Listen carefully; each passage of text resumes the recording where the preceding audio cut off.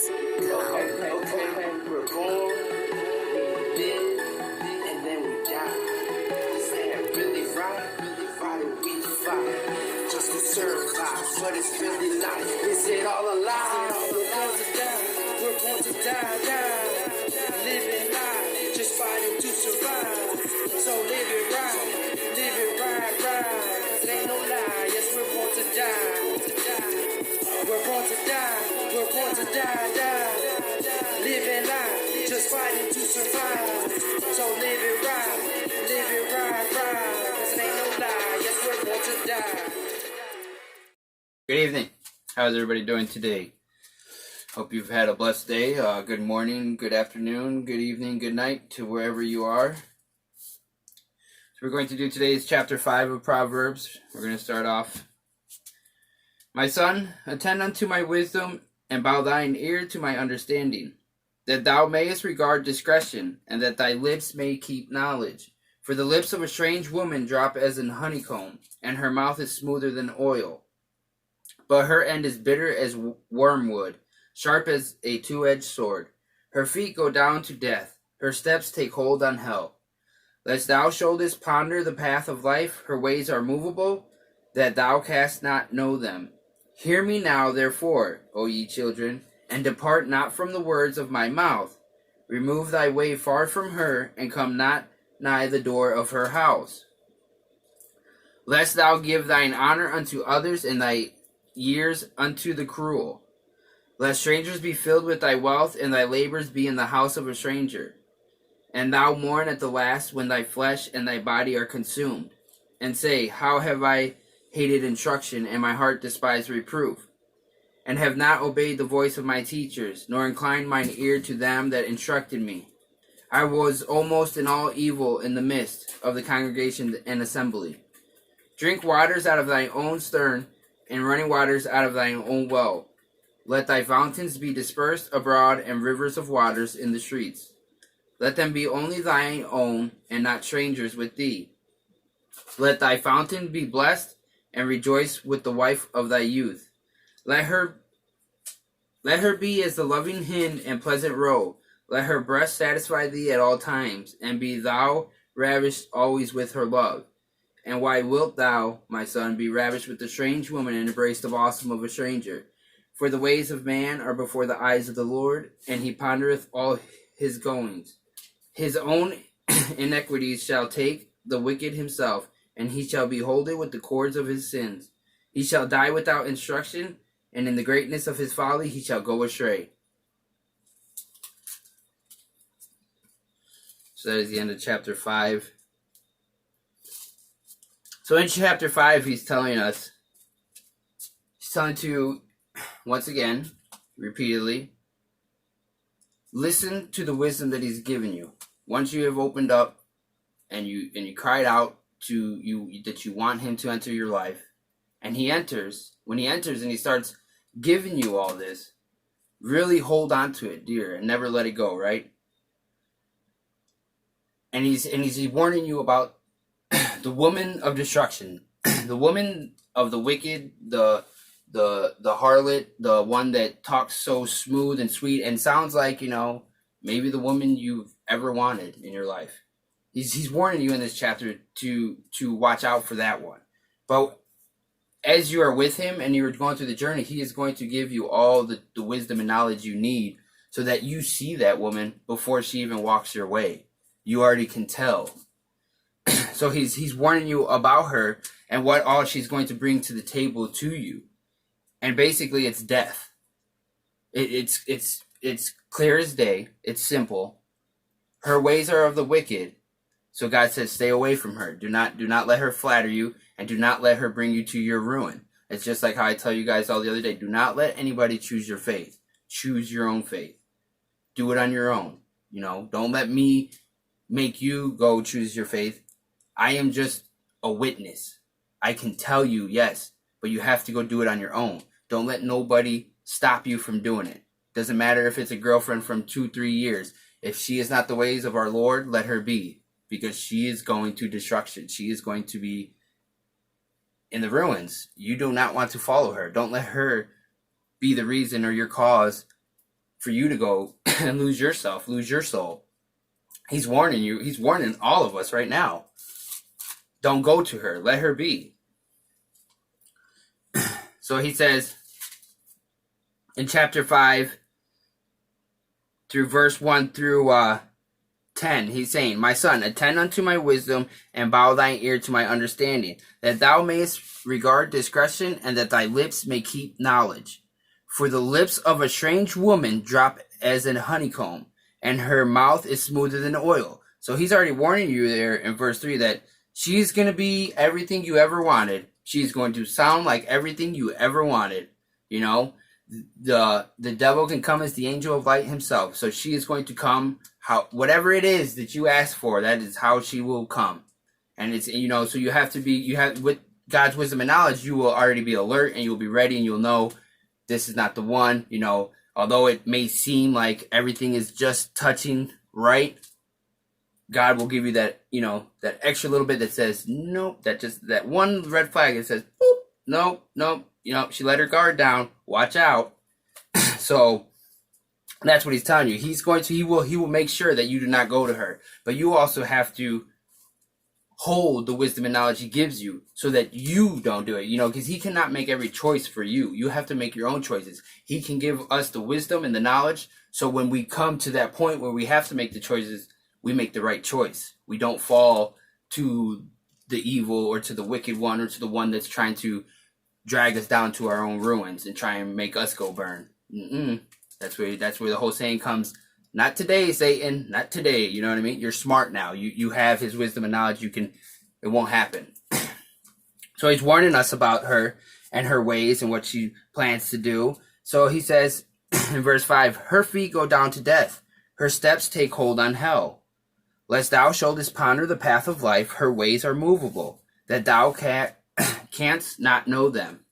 Hear me now, therefore, O ye children, and depart not from the words of my mouth. Remove thy way far from her, and come not nigh the door of her house. So hear what he's saying. Listen to these words. He's warning us that is ruin right there.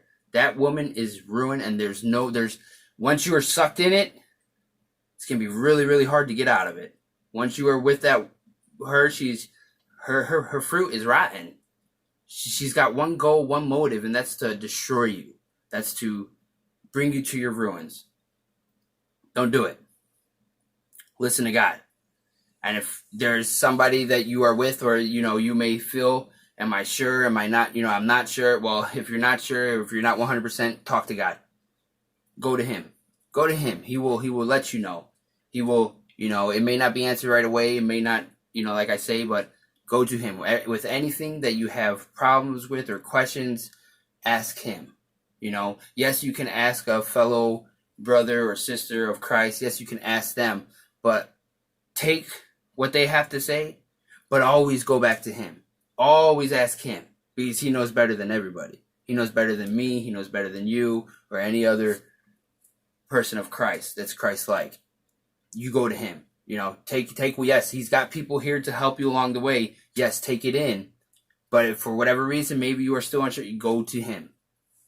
So you got to make sure everything's got to go through him. He's the number one source on top. You know, it's like the boss. Before you make a decision for the company, it's got to be checked up through him. You go through him. Don't just try and do it on your own, and don't just try and listen to a brother or sister of Christ, you know, because they may make the wrong decision for you. They don't know better. They don't know what's best for your life. God knows what's best for your life. God knows who's best for your life and who's not. He knows what you need in your life and what you don't. You know what I mean? So then here in verse 9, he says, Lest thou give thy honor unto others, and thy years unto the cruel. Lest strangers be filled with thy wealth, and thy labors be in the house of a stranger. And thou mourn at the last when thy flesh and thy body are consumed, and say, How have I hated instruction, and my heart despised reproof? And have not obeyed the voice of my teachers, nor inclined my ear to them that instructed me. I was almost in all evil in the midst of congregation and assembly. Drink waters out of thine own stern, and running waters out of thy own well. Let thy fountains be dispersed abroad, and rivers of waters in the streets. Let them be only thine own, and not strangers with these.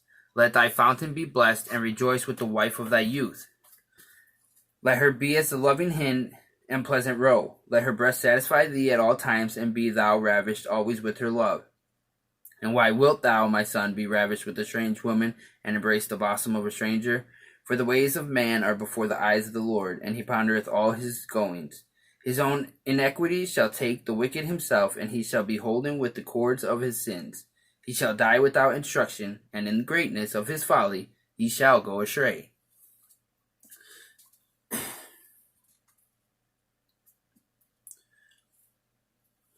So right here from verse 9 to 23, he's saying, if you're here, you're searching and seeking for his wisdom and knowledge.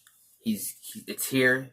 It's not like he's hiding it from anyone. It's who really wants it. It's gonna come and get it. So he's telling you, if you come and you are seeking it, I'm going to give you it. So hold on to it and do as I say.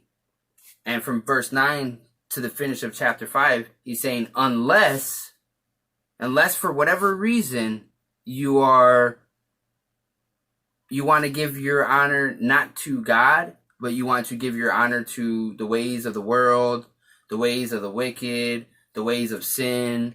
If you're going to seek his wisdom and knowledge and not use it, then what good is it? He's telling you, like, why come get this and understand what he's telling us, just to still go back and do things of the world, still go back and live with the wicked and put your foot and walk amongst the sinners and stuff. Why what's the point? What's the purpose? You're wasting his time, your time. And he's telling you right here, you come here and you ask for the wisdom and knowledge, you receive it, take it, and please use it. And don't go into those.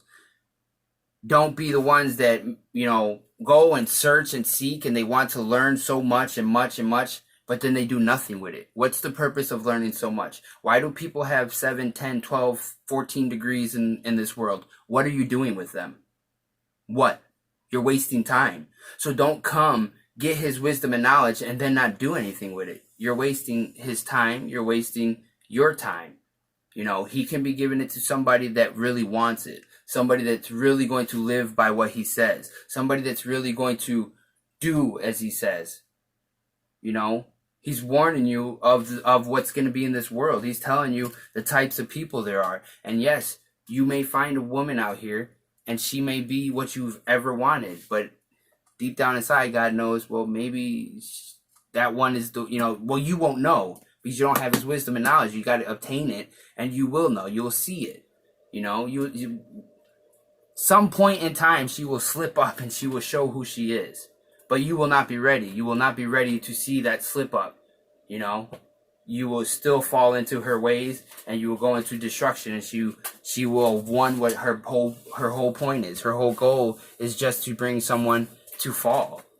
That's how she sleeps at night, because she is of the wicked. The wicked, remember he told us in the last chapter, the wicked cannot sleep unless they make somebody fall. Somebody has to fall for them to be able to sleep. Don't be that person that's going to fall. Don't be the fool to run to the one that's going to make you fall, when all along all you have to do is go knock on his door, and he can make sure you don't go to that route. You don't go to that path. But you have to really want it, and once you obtain it, you have to really use it. Like he says, don't come get it and then not use it. Don't just let it go to waste. Don't be the people of this world that get so many degrees or change their careers 1,000 times. What's the point? You're wasting so much time. You're only allowed so much. Nobody has an infinite clock. It's got to stop eventually. So then he's telling you, if you're going to, he says in verse 18, he says, let thy fountain be blessed, and rejoice with the wife of thy youth. Let her be as the loving hind and pleasant roe. Let her breast satisfy thee at all times, and be thou ravished always with her love. And why wilt thou, my son, be ravished with a strange woman, and embrace the bosom of a stranger? For the ways of man are before the eyes of the Lord, and he pondereth all his goings. His own iniquity shall take the wicked himself, and he shall be holden with the cords of his sins. He shall die without instruction, and in the greatness of his folly he shall go astray. So God's telling you, in this world, everybody wants a relationship, correct? Correct. Nobody wants to be alone, and God knows that himself. Hence why Adam and Eve, and he created the woman for the man, so that the man would not be by himself. But it goes vice versa. The man is created for the woman as well. You know what I mean? Like, yes, woman was created for man, but who was created for the woman? Well, the man was, but he was already here, right? So it's vice versa. You need both. You can't have one without the other. You got to have them both, right? So he's telling you, when you get to that point, make sure it's fruitful. Make sure it's of God. So how do you make sure it's of God? By going through God first with all that you do. So instead of going out here, going from relationship to relationship to relationship, that's of you. That's of the world. Those relationships are of the world. That's not of God, because God tells you right here, come to me, talk to me, and I will tell you if that is your relationship. Because whether we believe it or not, and I've said this before, and I've told people before, stop looking for relationships, because God has someone for you. He truly does. He truly has somebody already set for you. But how can you receive that person if you're too busy running around trying to find him on your own? You know what I mean? Right now, all you need to be focusing on is your relationship with him. That's it. Throughout this life, you focus on, how can I make my relationship stronger with God? How can I get closer to God? How can I hear God? How can I feel God? How can I see God? That's what your main focus on in this earth is. It's to see, how close of a relationship can I get with God? That's the relationship you focus on. Because then when you get that close, God's going to send whatever it is you need in this world so that you're not alone. But you can't receive that relationship if you're busy out here trying to find your own relationship, trying to make your own worldly relationships. It doesn't work. Everybody is already set for somebody. So if you're out there messing around with somebody else, you're taken away from someone that's waiting for that person. They may have supposed to have got them last month, or maybe they're supposed to get them next year, but you just intervened and you ruined it. You just destroyed somebody else's relationship that God had set out, because you went on your own with your own selfish ways to go find something that you didn't go to God first for. So you have to go to God for it. So you don't just go out there and, how people say, well, you gotta test drive the car before it works. It don't work like that. I don't care. The car drives, I promise you. If they're talking and walking, the car drives. Don't worry. That's not how this works. That's the worldly way. You got to go through God. God first. You talk to him, he will show you. He will let you know. He will give you the wisdom and knowledge to make sure that it's not a false woman for you. You know what I mean? Like I said, the devil will come as the angel of light, and he can appear however you want. Whatever you want is what he can show up as. That's what God allowed him to do that. But you can be smarter and ready for that if you are already with him. If you have a great relationship with God, how can you fall? I will wait. Please, somebody tell me. You can't. Exactly. Because you're with God. So, as I say over and over, please do yourself the favor. Go. Knock on the door. If he doesn't answer tonight, if he doesn't answer tomorrow, you keep knocking. Bang. Bang if you have to. Every day until he answers. But when he answers, you better mean it, and you better be ready.